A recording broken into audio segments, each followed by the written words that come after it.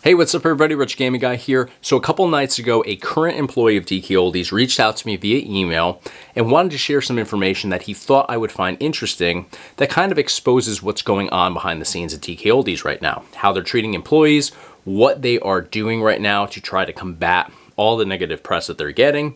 So it's a very interesting story. I'm going to give you guys some information first though on my interaction with this current employee. I was initially very reluctant to actually engage with him, especially through email. It's very difficult to gauge whether or not somebody is legitimate or somebody that's just kind of pulling your chain, trying to, potentially troll you or even the viewers that follow this story so closely. So we went back and forth. I actually responded to his first email. He didn't seem like, there was nothing out of ordinary here.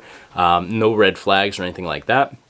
In fact, I'll actually read to you guys, and I'll actually show you guys on the screen his email to me. I'm going to block out, of course, his email address just to keep everything 100% anonymous and private. That was, in fact, his request to me as well, but we're going to touch on that a little bit later as well. So this is going to be his first email. I'll put it up on screen for you guys to see. So this is what I received from him first. This came in Thursday evening, actually right before I sat down with Jigsaw, who's a former employee of Dkoldies, and asked him some questions on camera. So this is the first email. I've been following your channel since the RetroPie tutorials 3 years ago. They were a big help modding my arcade one-up. I have some information you might find interesting for your channel. I've been working for Dkoldies for almost a year now, but the last couple months have been bad. I'm looking for a new job, but it's been hard finding one with enough hours to make the change. That's why I'm sending this email anonymous. Can't risk losing my job right now, so I can't tell you my name. I can give you information on what is happening at Dkoldies now. Email me back if you want to. And he signed it K. So here is my response to him. Hey there, thanks for the kind words on the old RetroPie videos. Those were the first videos I started doing on the channel, so thanks for taking the long journey with me. I'm definitely interested in hearing what you have to say. I do have to say though, anybody can say they work for Dkoldies. I can't really do a video sharing any information without some sort of proof that you actually work there. It's not that I don't believe you. I hope you don't take offense. I just can't cover anything publicly without some type of verification that you are an actual employee. Hope you understand. Certainly happy to hear what you have to say though, and if you could provide some type of proof of employment, that would change things. Also, I understand the concern for anonymity and would certainly never share any private info that could jeopardize your job. Just want to point out though that while you didn't mention your name in your email, your Gmail account displays your full name alongside your email address. You have my word that your name would never be shared with anybody. Just be careful if you're reaching out to anybody else with this info. Thanks for reaching out. Look forward to hearing from you. So that was my response to his email. And now to touch on the anonymous portion of this, I certainly understand the concern there, especially if it's a job that you have to keep for financial reasons right now, even if you're not happy being there.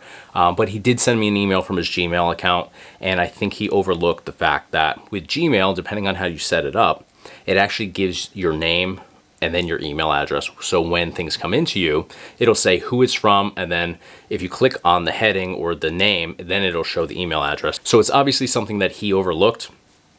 But again, it doesn't change the fact that he wants to be anonymous. He does not want to share his name or information because obviously he's going to get some sort of repercussion from Dkoldies if it's known who this information came from. So next email I received from him, this was all Thursday night.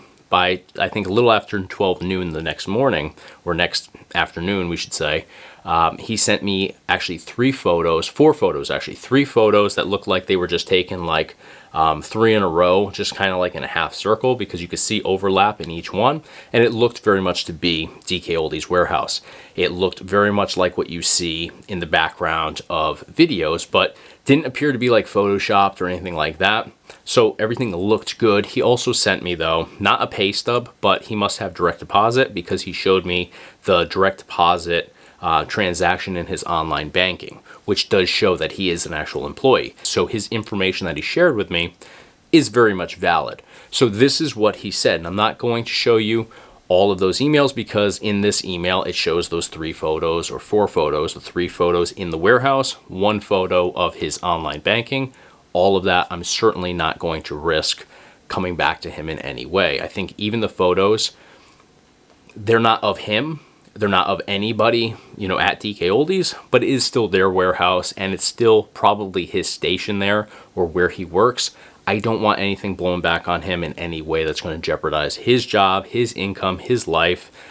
So I'm not going to be sharing those photos. I would love to, honestly, but again, I don't want it to come back on him. I don't want Drew over there analyzing where the pictures were taken from and figuring out, okay, clearly it's taken from that portion of the warehouse, so it's got to be down to one of these couple people. So in this email with the 3 photos within the warehouse and then the 1 screenshot of his online banking with the direct deposit slip or direct deposit sort of, I don't know what you'd call that, confirmation, I suppose, he provided the information that we all want to know. And that is that he has been there for a little less than a year. So 11 months, he said specifically. 9 of the 11 months, his job as a shipper, which is very much what Jigsaw did when he worked for Dkoldies, is to actually process orders. So he would go to shelves, collect all of the games, accessories, cables, and consoles that are meant for each order, gather them up, clean them up, and then he would package them up, bubble wrap them, and ship them out to the customer.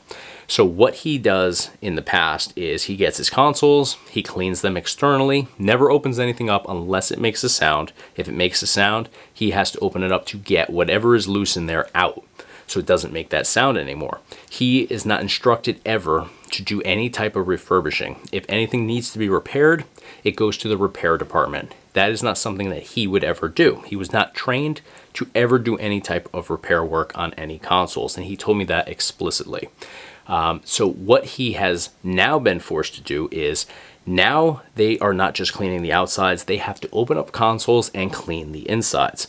And he said we actually got these new tools in, which I believe we saw in this video thumbnail where Joey is holding it. In fact, I covered this particular video from Dkoldies. This is the video that we've all talked about where a cleaner, I guess you'd call it, at Dkoldies takes a magic eraser and starts wiping down the outside of a Wii console, which is essentially like taking sandpaper and wiping it across a glossy, shiny surface. It's going to take away that top layer. So we all criticize this video, but it's interesting to see that in the thumbnail, Joey is holding the tool that they now have on all of their workstations in Dkoldies warehouse. It's a blower vacuum combination tool. One side blows air, one side sucks in dirt and debris. So it works as a 2-in-1 tool. It's actually really cool. I looked it up on Amazon. They're really inexpensive. In fact, I just picked one up. I think it's awesome for cleaning out computers, consoles, pretty much anything you can think of. They are awesome tools. So I'll plug them. It's an awesome tool. Check it out. I'll put a link actually in the description of this video because I just got it recently and I love it. It just came in yesterday. In fact, I just used it to clean out the graphics card on my gaming PC, and it worked awesome to get in there, blow out all the dust. But anyways, let me not get off topic. So all the stations have this now. They are instructed to open up all the consoles, remove all the dust and dirt within. Not instructed, though, to do any type of refurbishing. Again, the shippers that are handling these orders are not taught, in most cases anyways, to refurbish anything on these consoles. They're taught to drag a rag across the outside, put some cleaning solution, and make them look as good as possible. Now that extends to the inside of the consoles. So on one hand, I think this is a step in the right direction. Maybe they are creeping up on refurbishing someday. But on the other hand, I think that it also is done just to try to combat what all of us YouTubers and content creators have been saying for the last several months, where they don't even bother opening up their consoles. Now they're opening them up, but they're still not refurbishing them. They're just doing the bare minimum, literally the bare minimum, and cleaning or blowing out dust. So again, if people open them up, which we can do now because they are not going to void our warranty for removing that sticker and opening up the consoles. So now if you do that, you should find a clean or relatively clean interior to your console. So I think for anybody that is now going in there that maybe doesn't have knowledge on how to actually check and see if a console is refurbished, they're going to open this and say, hey, it's pretty clean inside, must be refurbished, close it back up, and continue to use it. And maybe they're happy doing that, but it does not meet the requirement for refurbishing a console still. Refurbishing a console is going to vary from console to console. I think there's different requirements for each console, in fact. But at a minimum, you want to go in, check the caps inside. You want to make sure nothing looks like it's broken or deteriorating in any way. You want to replace the thermal paste in most consoles. But again, it's going to vary console to console. Some consoles are known for one specific issue.